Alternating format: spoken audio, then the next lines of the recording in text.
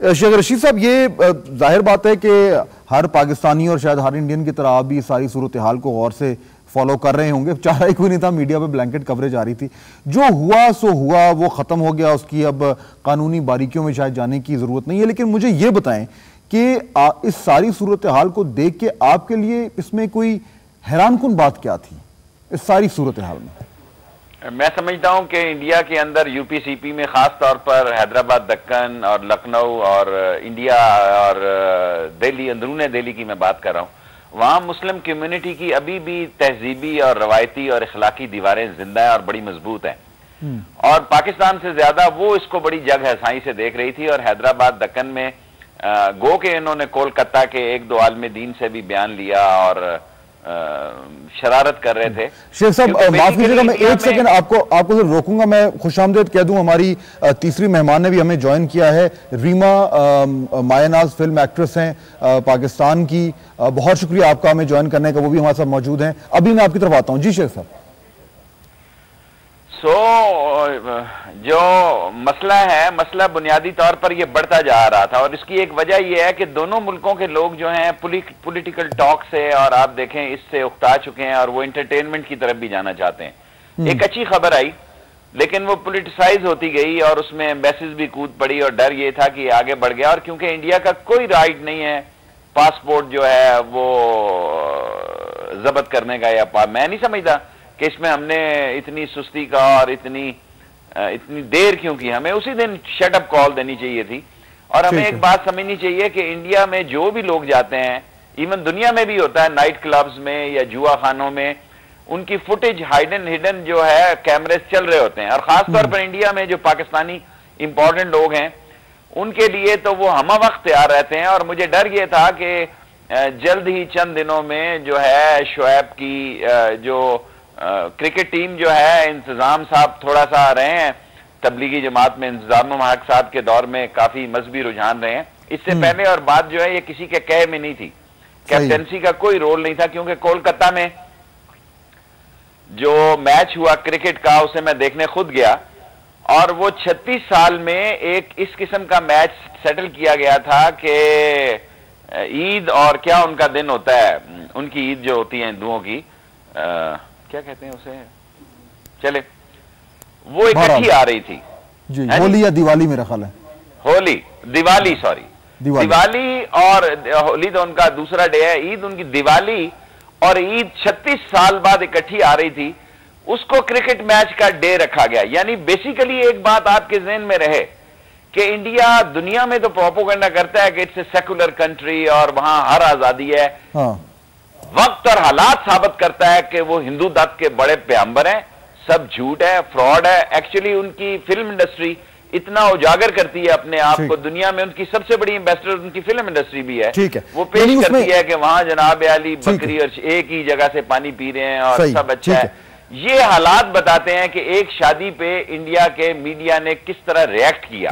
बिल्कुल, अच्छा, और रिएक्शन इतना शदीद हुआ कि पाकिस्तानी कौम भी उसमें बराबर की शरीक हो गई, बराबर की शरीक हुई। बल्कि हमने भी, हमारा मीडिया भी उसी तरह उसमें घुसा और शायद यही वजह थी कि उसमें इतना लोगों का इंटरेस्ट पैदा हो गया। रीमा, आप मुझे ये बताइए कि ये जाहिर बात है एक शादी का मामला था और उसमें 2 सुपरस्टार्स इन्वॉल्व थे, लेकिन आहिस्ता आहिस्ता ये मामला उससे बड़ा हो गया।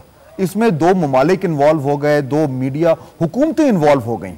ये होना ही था क्योंकि इस तरह की इसमें जो पर्सनालिटीज इन्वॉल्व थी, या इसको बनाया गया आपके ख्याल में ज्यादा बड़ा बना दिया गया? देखिए फवाद, सबसे पहली बात कि शोएब मलिक और सानिया मिर्जा दोनों कोई बच्चे नहीं हैं या टीनेजर्स नहीं हैं कि कोई ऐसा नासमझी का डिसीजन ले रहे हैं जिसकी वजह से तमाम लोग इस बात को इतना जोशो खरोश के साथ डिस्कस कर रहे हैं हर जगह कि बड़ा वो कोई कानून से हटकर कोई काम करने की कोशिश कर रहे हैं। एक सबसे पहली बात को, ये उनकी पर्सनल लाइफ है, पर्सनल डिसीजन था। दोनों मुसलमान घरानों से ताल्लुक रखते हैं, कोई मजहबी हवाले से कोई इशू नहीं है, कोई प्रॉब्लम नहीं है, लेकिन इसको प्रॉब्लम जबरदस्ती बनाया जा रहा है। उससे पहले मेरी नाकस मालूमात के मुताबिक कि वहाँ की जो एक बहुत ही एक्सट्रीमिस्ट किस्म की जमात है, उन्होंने बहुत जोश से जुलूस भी निकाले और बहुत शोएब मलिक के खिलाफ बयानात भी दिए। लेकिन अचानक जब ये उनकी पहली शादी का इशू आया तो एकदम वो खामोश हो गए। और फिर वो जो भी आयशा सिद्दीकी हैं उनके मामले को बहुत ज्यादा हाइप दे दी गई, ना सिर्फ हिंदुस्तानी मीडिया ने बल्कि अफसोस के साथ कहूंगी कि हमारे मीडिया ने भी।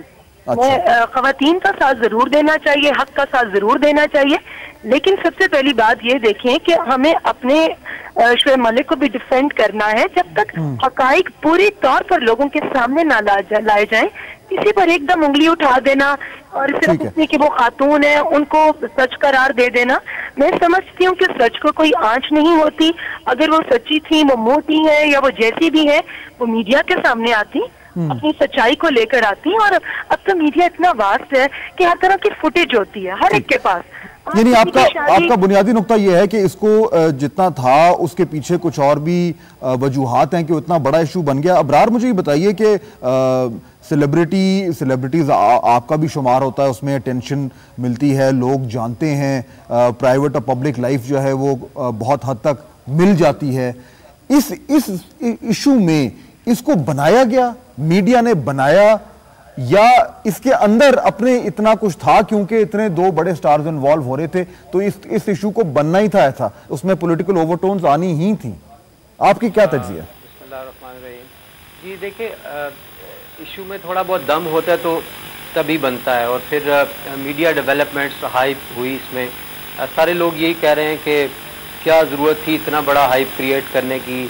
मैं इसको एक पॉजिटिव साइड पे भी देखता हूँ कि इसके अलावा हमारे पास डिस्कस करने के लिए जो प्रॉब्लम्स हैं हमारी, वो हमारी टेंशन्स में हमारी कौम को बुनियादी तौर पे उनमें इजाफा ही करती रही हैं। चलो अगर एक टॉपिक डिस्कस होना शुरू हुआ है तो बिलखुसूस हमारी कौम के लिए एक इंटरेस्टिंग टॉपिक मैं कहूँगा था और है, वरना तो इसमें कुछ भी गैर शरई नहीं है, गैर कानूनी नहीं है, गैर इखलाकी नहीं है। यानी अगलों को टेंशन देके अगलों को टेंशन देके हमने अपनी टेंशन कम की है बुनियादी तौर पर। नहीं, टेंशन उनको भी कोई टेंशन नहीं, मुझे लगता है सारे इस फील्ड के अंदर एंजॉय कर रहे हैं इसको। अगर कुछ टेंशन हैं इंडिया में कुछ लोगों को, कुछ जमातों को, तो उनको मैं कहना चाहूँगा कोई ऐसी बात नहीं। हम लोग बड़े अच्छे लोग हैं, दिल के हम लोग ससुराल की इज्जत करने वाले लोग हैं। हमारा लड़का इंशाल्लाह उनकी बेटी का, उनकी बहन का पूरा ख्याल रखेगा, उसको खुश रखेगा।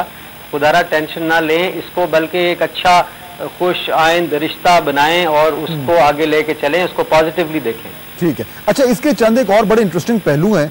ब्रेक का वक्त हो रहा है, ब्रेक के बाद वापस आता हूं तो अपने तमाम मेहमानों से जानेंगे कि अब ये मामला खत्म हो गया तो इसके बाद जब ये शादी हो जाएगी तो दो सुपरस्टार्स, दो मुख्तलिफ नेशनैलिटीज, दो मुख्तलिफ पासपोर्ट्स और ऐसे ममालिक के पासपोर्ट जो आपस में हर वक्त जो है वो एक दूसरे के दस्तों गिरबां होते हैं, ये कैसे चलेगा सारा मामला? ब्रेक के बाद।